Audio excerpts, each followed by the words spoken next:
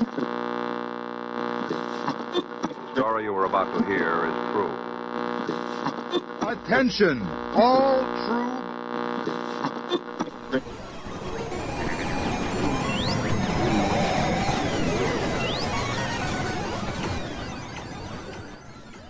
She's alive! Alive!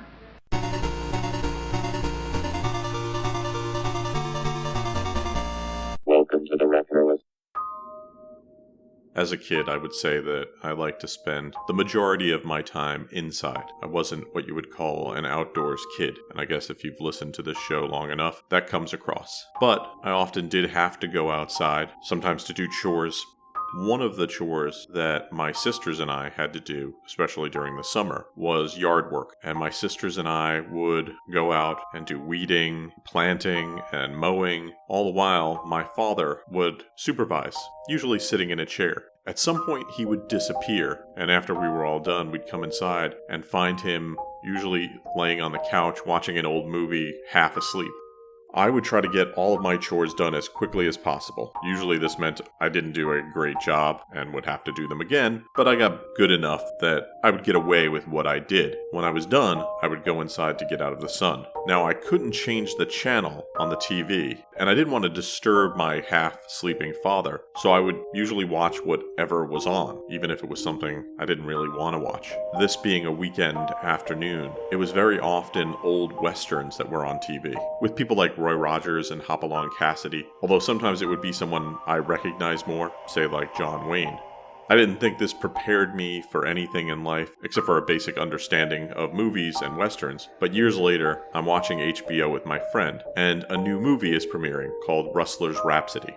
It's a comedy, so we think it's going to be something like Blazing Saddles. And while it is a comedy, it is not really like Blazing Saddles. It has a very specific point of view. This movie is a takeoff on the westerns that I would sit in silence and watch rather than face the sun or get roped into more chores by my sisters. I got the jokes and found the film delightful because this genre was very familiar to me. My friends, who I would try to get to watch with me repeatedly, didn't think as highly of it as I did, so it became a kind of divisive movie. A delightful movie, but divisive amongst my friends. Like many things that some people find disappointing, it's based on expectations. My friends thought this movie was going to be Blazing Saddles, and Rustler's Rhapsody is very different from Blazing Saddles, but in some ways, I think better.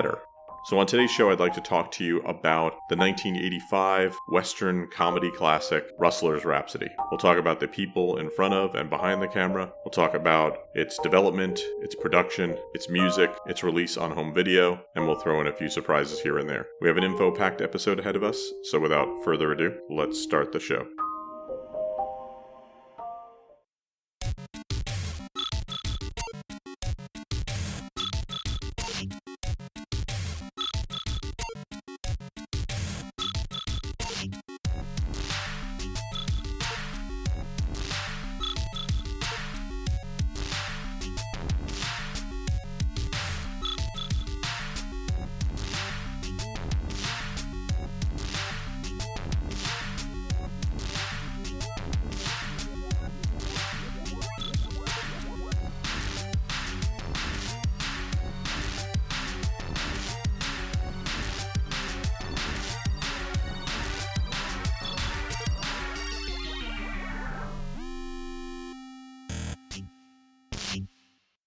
Rustler's Rhapsody is a 1985 comedy. The film is a parody of earlier Western films, similar to what Blazing Saddles was, but it lacked some of the broader humor that you saw in Blazing Saddles. More specifically, it is a send-up of the singing cowboy films that were popular in the 30s and 40s. The film was directed by Hugh Wilson, who, when interviewed, said he was inspired to make it by being at CBS Studios, which is the former Republic Pictures backlot where a lot of these films were shot. The film stars Tom Berenger as the good guy, Rex O'Hurlahan, who is forced to fight another good guy, played by Patrick Wayne, who is the son of John Wayne. The film also stars G.W. Bailey, Fernando Rey, Andy Griffith, Mary Lou Henner, and Celia Ward. I'm going to introduce you to this film in two ways. One, I'm going to play the intro to the film, the narration, which is done by G.W. Bailey, who plays the sidekick in the film. And then I will read from the box of the film. Take it away, Peter.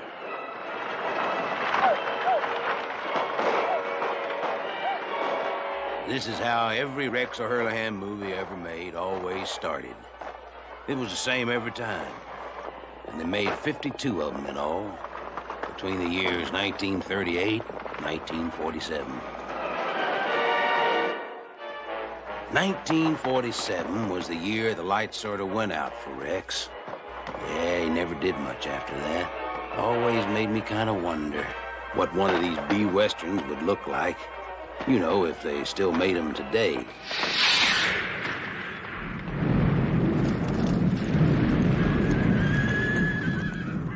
Now I have this Paramount home video version of Rustler's Rhapsody, white box, some great photos on it. It's a nice looking box, but it has a good description.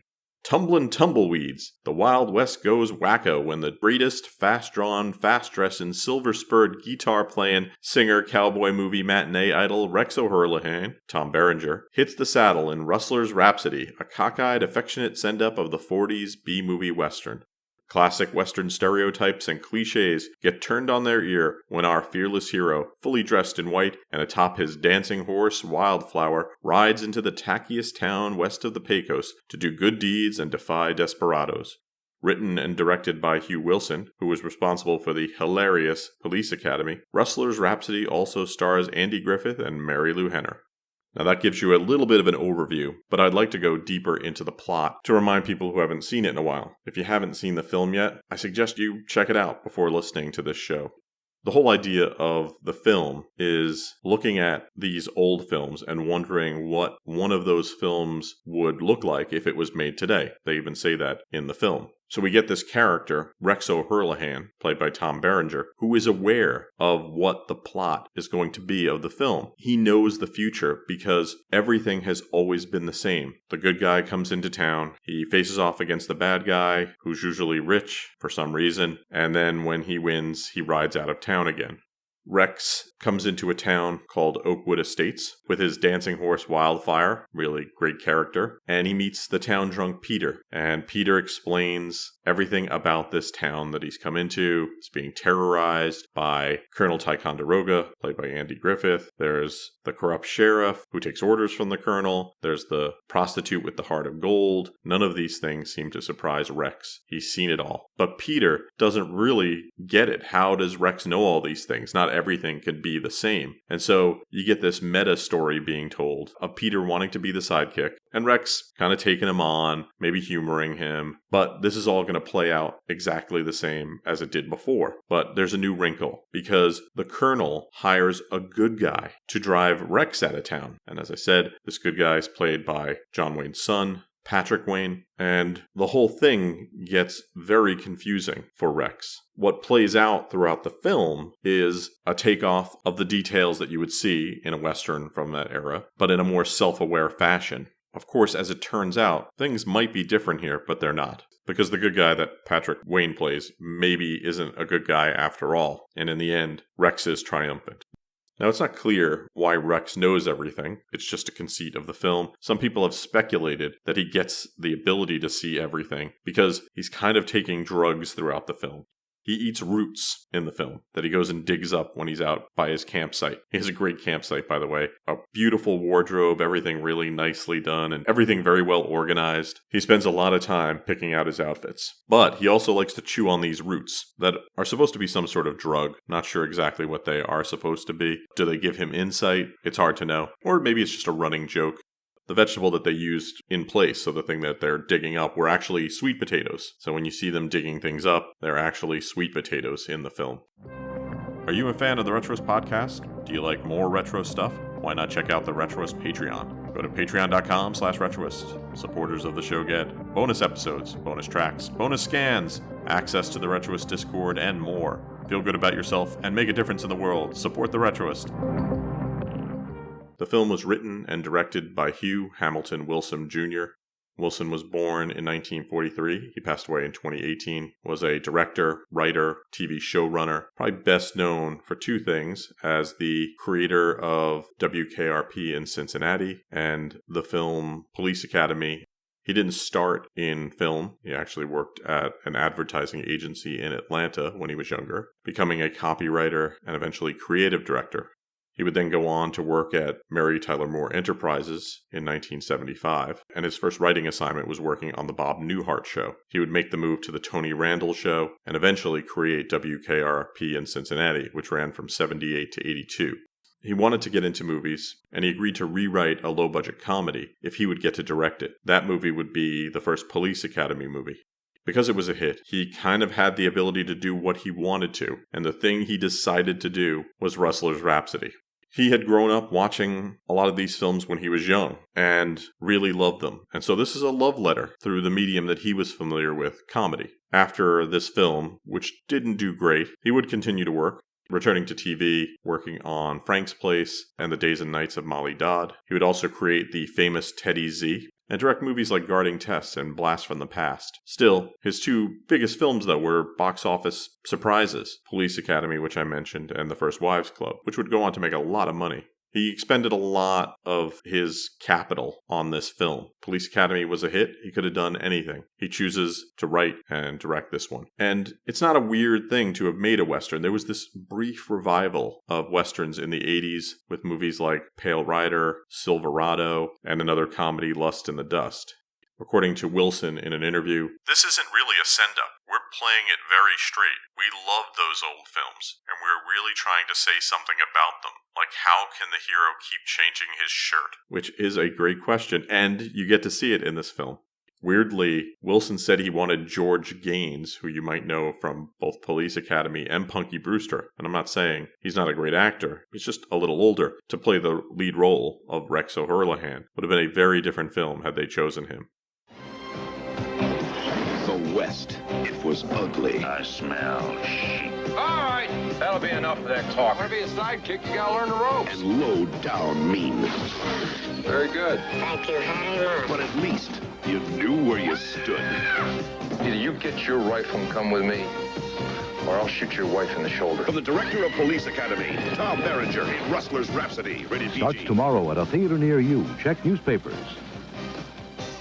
According to Variety, principal photography began in September of 84, and shooting took place in Almeria, Spain, through October of 84. And if you're a fan of westerns that were shot in Europe, like the Sergio Leone films, those were shot in the same area. Even the set that you see in there that plays Oakwood Estates was built for the purpose of the spaghetti westerns that were shot in the 60s. But by the time they had gotten around to making this film, it had been over a decade since it had been used.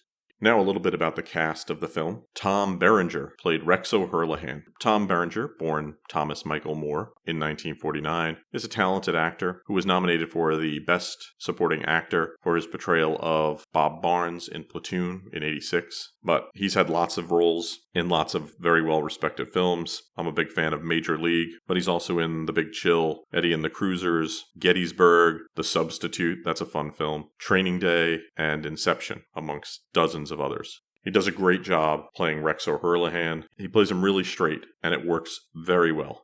G.W. Bailey played Peter. George William Bailey was born in 1944. He's appeared in lots of movies, including dramas and comedies. He was Luther Rizzo on MASH. Then he was in the Police Academy films as Captain Harris. He was also Felix Maxwell in Mannequin. Then in the 2000s, he would play Lieutenant Louis Provenza in The Closer and its spin-off Major Crimes. So continuing to work nonstop. Great character actor. While Tom Berenger is good in this film, it's G.W. Bailey who steals scenes as Peter. That might be that he has the best lines, but Bailey sells it. He looks surprised at things, and yet he's so earnest about how he's going to do things. He also has a great outfit. It's an homage to another sidekick, Smiley Burnett, who played against people like Gene Autry and Roy Rogers. That's where you get that checkered shirt with the black hat with the brim turned up. Mary Lou Henner played Miss Tracy, the prostitute with the heart of gold. Mary Lou Henner was born in 1952, was in the original Broadway production of the musical Grease in 1971, and would make her film debut in 1977 in the film Between the Lines, but it's probably for TV that she's best known, where she played Elaine Nardo in Taxi, a role she played until 1983, and one for which she would receive 5 Golden Globe Award nominations. But she would continue to work in films like LA Story, Noises Off, Johnny Dangerously, another great film, Cannonball Run 2, amongst others. Celia Ward played the Colonel's daughter. Celia Ann Ward is a very well-respected actor, producer, and author. Her big role was in 91 on the TV show Sisters, where she played Teddy Reed. She would receive her first Emmy Award for lead actress in a drama series for that.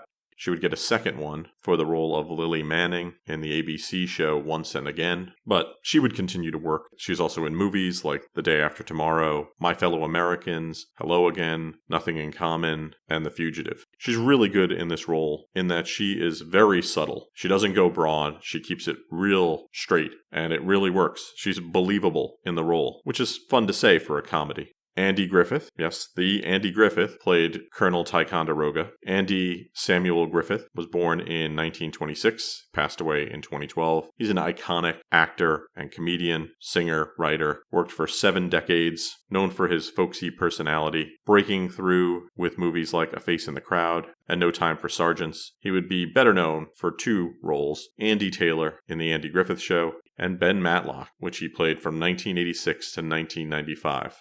Fernando Rey played the railroad colonel. Fernando Rey was born in 1917, passed away in March of 94. Theater, film, and television actor, worked both in the US and Europe. For American audiences, he might be best known for his work in The French Connection and French Connection 2, although he would appear in over 150 films. Another great get for this film to add some gravity to the role. But he has fun with the role. Patrick Wayne played Bob Barber, the other, quote, good guy.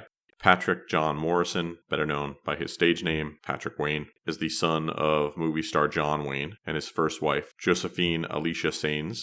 He would work with his father on 11 films, but total he would make over 40. He was not the original person to get this role. I can't find who it was, although I've tried to look around, but whoever it was who was hired to play this role, the producers weren't happy with it. And so Patrick Wayne was brought aboard, and he is very happy with this role. He describes it as probably the best acting I've done on film. And I'd say he does a great job. He did all of his shooting in 4 days, starting his work on Saturday and finishing on Tuesday. So he's not there for very long, but he makes an impression. Rounding out the cast, you had Brant Van Hoffman as Jim, Christopher Malcolm as Judd, Jim Carter as Blackie, another great actor. Carter has gone on to make tons of things. To a lot of modern people, they probably know him from his work on Downton Abbey. Paul Maxwell as a sheep herder, Billy Mitchell as the town doctor, John Orchard as the town sheriff, and many more. Hero everyone's been waiting for. He's coming! And he's standing in the saddle! Standing in the saddle. He's Rex O'Hurlahan, the singing cowboy.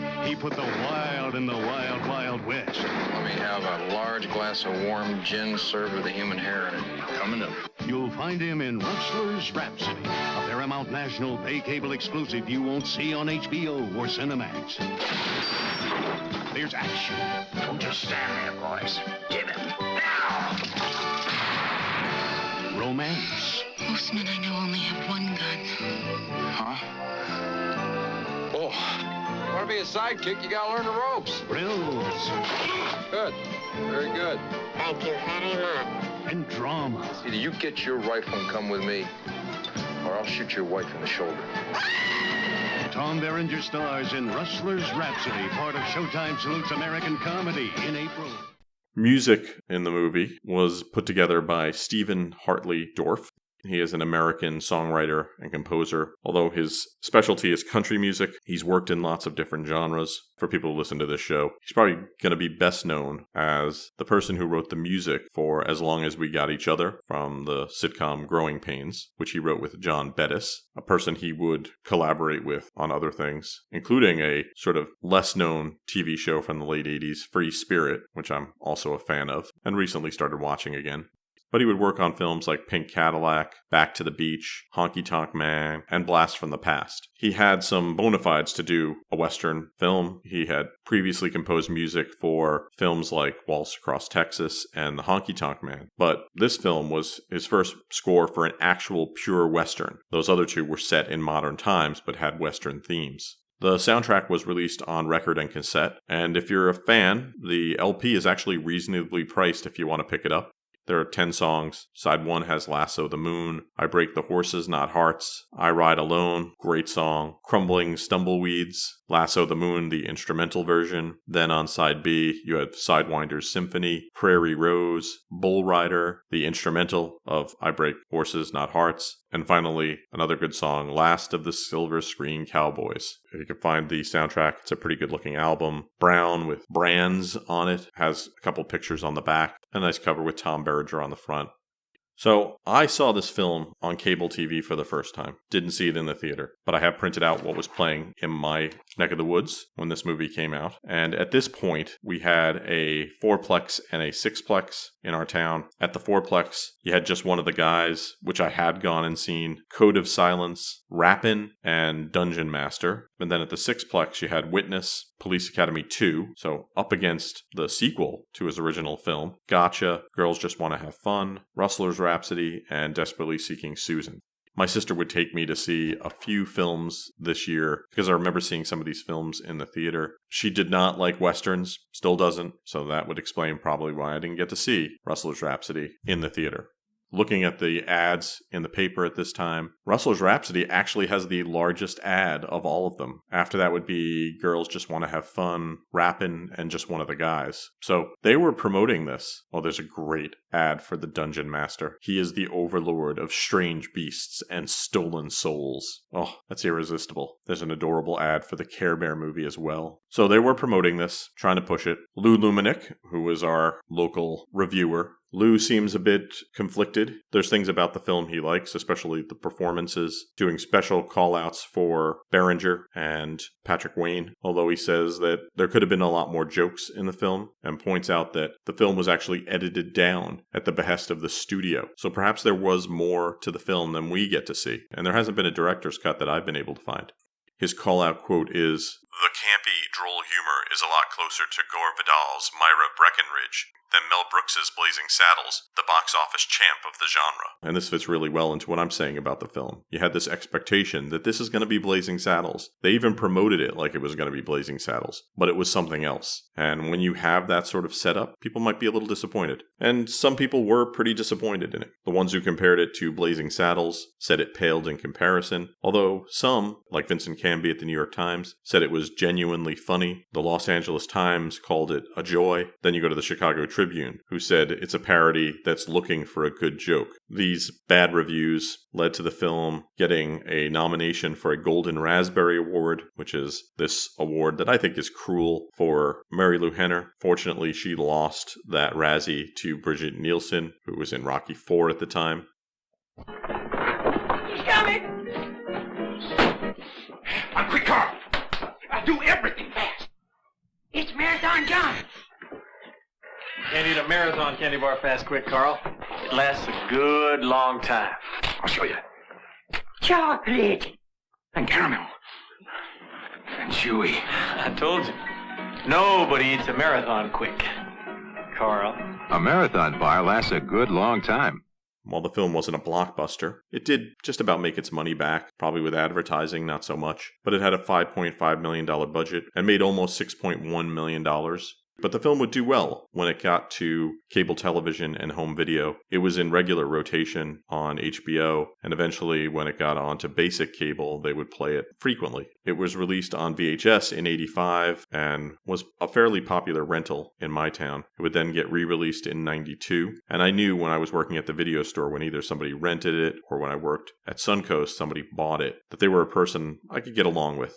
Eventually, it would find its way to Laserdisc and a DVD release in 2004. And currently, if you want to watch it, you could rent or buy it on multiple digital platforms. If you're looking to get a VHS copy and you live in Australia, CIC Video released a clamshell box edition of it from Australia. It's a great-looking white box with Rex standing on his horse. I am very jealous of people who own that version. I really enjoy Rustler's Rhapsody. It's not a masterpiece, but if you're a fan of the genre or appreciate this type of film, you're in for a lot of fun. Wilson knew what he was doing. He's obviously a fan and a student of these types of movies, and they make a spoof that works without being a ripoff of Blazing Saddles. At the same time, you can also feel the affection for the subject matter. We're currently at a low point in comedies being made for the big screen. That'll probably turn around at some point, and I hope when they do return to the screen, they let people take creative chances, and that people are brave enough when they have those chances to try something that they want to see done. And if it's a satire of a genre that people don't really understand anymore or haven't seen in a while, more power to them.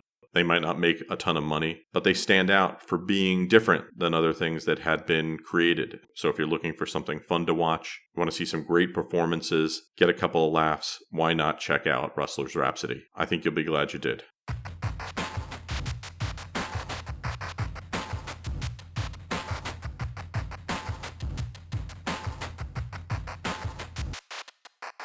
Thanks for listening to the show. For more retro fun, you can drop by the website at retroist.com. On social media, you can find me at Retroist on most of the major platforms. Music you hear on the show is by Peachy. If you like what you hear, you should follow Peachy on Twitter and Twitch. He's at PeachyPixel8. That's the word Peachy, the word pixel, and the number 8.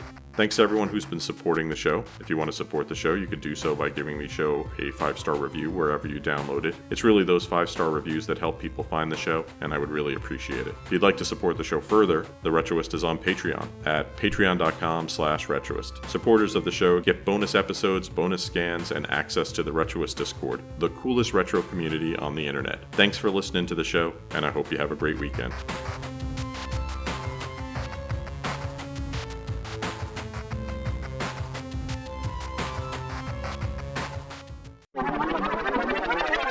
The way a person dresses is nobody's business but his or her own. This has been a Retroist production. Goodbye.